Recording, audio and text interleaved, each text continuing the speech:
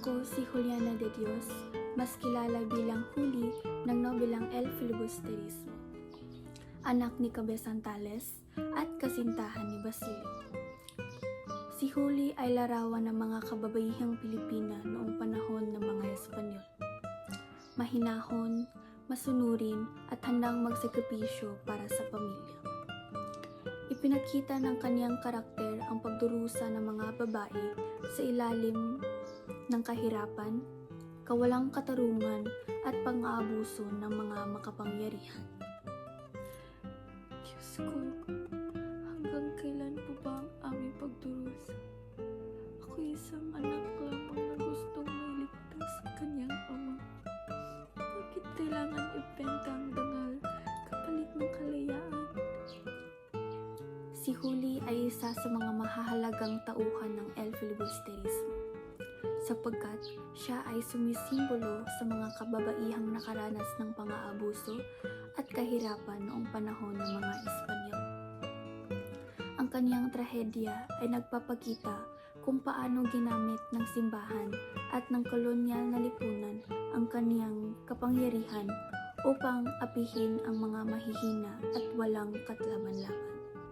Sabi nila ang mga pari ang tagapagligtas ng kaluluwa. Pero bakit ako, isang dukhang babae, ang kailangan magdusa sa kamay ng isa sa kanila?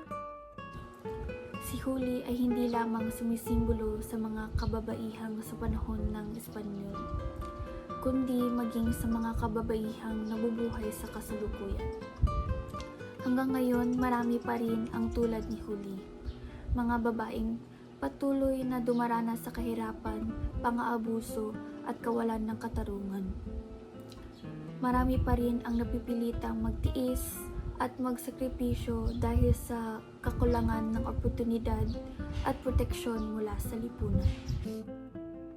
Basilio, patawarin mo ako. Hindi ko na kaya. Ang mundo ay hindi para sa mga katulad kong mahirap. Walang tinig kapag inaapi ng mga kapangyarihan. Unang-una, pagtibayin ang karapatan ng mga kababaihan at tiyakin na magkaroon sila ng pantay na oportunidad. Kasunod, itaguyod ang katarungan at pananagutan para sa mga umaabuso. Sa wakas, palawakin din ang kamalayang panlipunan upang maiwasan ang pag-uulit ng mga pang-aabusong sinapit ni Juli. Mas mabuti pang magpahinga sa piling ng Diyos kaysa mabuhay sa mundong walang katarungan.